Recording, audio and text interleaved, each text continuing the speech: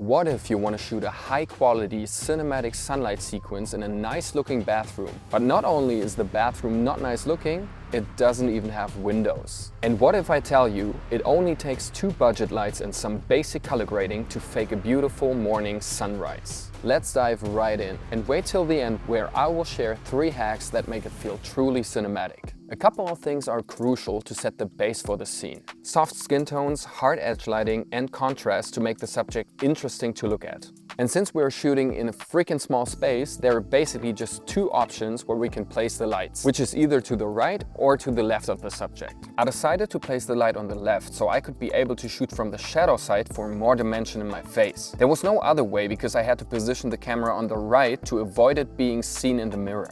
Now, let's talk lighting. To fake sunlight coming through a non-existent window on the left, we start by creating some ambience with the key light. Oh, and by the way, none of the products mentioned in this video are sponsored. I'm just using what I personally own. As the key light, I used a very budget-friendly light tube, the Ambitful A2, and I placed it in a 45-degree angle slightly above me. As you can see, it's really soft on my skin as I placed it very close to my face. It also creates a nice contrast on the right side of my face, which we of course love in filmmaking. I dialed it to 15% intensity and 3200 Kelvin, which is pretty warm, especially because I dialed up my camera's white balance to 4800. What the light also does is, it gives some life to my eyes with this little punch of light here, kinda like an eye light, which is used in professional setups to make the person feel more present and alive. Next comes the, in my opinion, most important light in the setup. And that is our edge light, to really sell the sunlight look.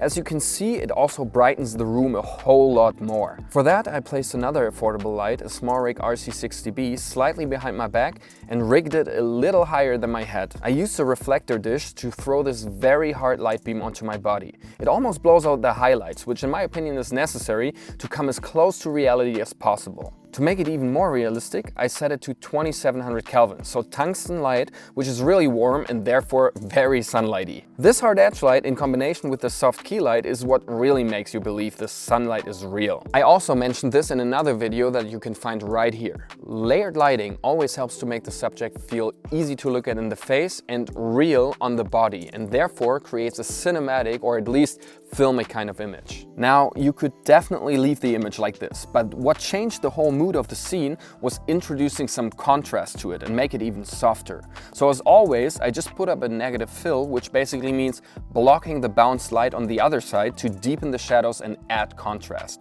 That didn't work though, and it took me a couple of minutes to realize that the light that was still reflecting on my face wasn't from the walls beside me, but from the sink below me. So I had to take the black molten down again and put it on the sink in order for it to stop bouncing the light back into my face. If you compare both frames, I guess you could argue that both are good looking.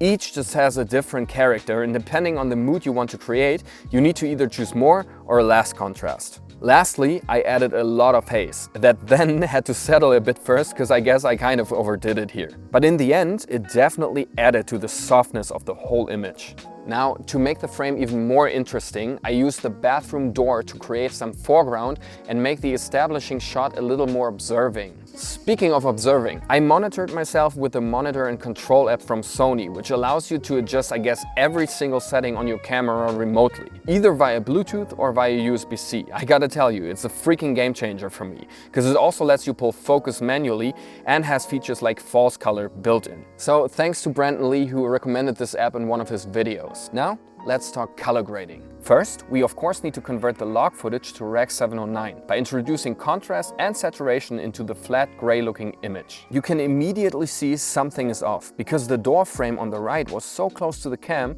it kind of feels like it's actually a wall inside of the bathroom. Which then on the other hand doesn't really make sense, because why would it have such a bluish tone instead of a warmer tone like on the left side where the light is coming from? So I had to switch the color tones of the foreground to make it more realistic. And that way we had the right color contrast. I then applied DEHANCER Pro with just 4 settings. I adjusted the expand tool for a little more contrast. Then I chose the Kodak 2383 as the film print because it adds more warmth in the highs and mids and gives more contrast across the whole image. This time I didn't choose a film stock and just went with the film print because I really couldn't find a good one. Something that is technically incorrect, but I think whatever works best to look good is good. To make it even filmier, I added film grain in the shadows and not in the mids and highlights, which to me is the most realistic. And even though I already shot the image with a 1/8 Pro mist filter on, I added some more bloom for making it glow even more. And I gotta say, the image definitely does look good. But here are 3 hacks to make the image really come to life. First, the dreamy look. I really wanted to double down on this bloomy, creamy look, so I decided to add some focus blur,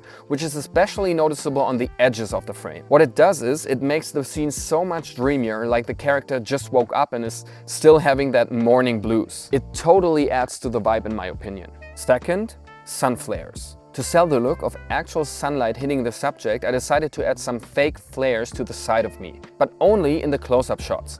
You may haven't noticed them directly, but subconsciously they definitely support the whole sequence by blending nicely into the lighting setup. I used the forenoon sun effect by Motion VFX. Again, this is not sponsored, and adjusted it to my liking. The anamorphic look. What I love to do lately is making my images look wider and therefore even more like real film. Since I don't own any anamorphic lenses yet, I do this little workaround. So you basically just need to go ahead and scale your y-axis down unproportionally to your x-axis. In this case, I pushed it down to 97%, which gives the image that wider feeling, just like Hollywood films. So these hacks are something that in my opinion really leveled up the footage. Looking at it, I've got to ask the most important question. Did this setup fool you into believing that the sunlight was real and that it was actually coming from a window? I think it's quite amazing what you can achieve with almost no space and just a little budget gear. And I guess nowadays, with the possibilities we have, there are really no excuses for not trying it out. Anyways, all the best from Italy, and I guess I'll see you in the next one.